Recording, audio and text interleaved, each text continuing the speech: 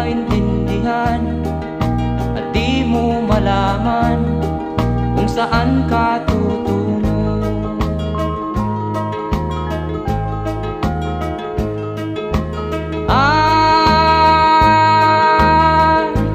Kung nakamit mo na ang pangarap,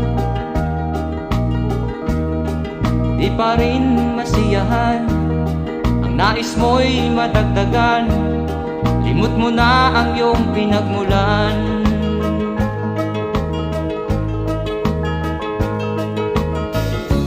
Bakit nga ba ganito? Ang tao'y walang kasiyahan.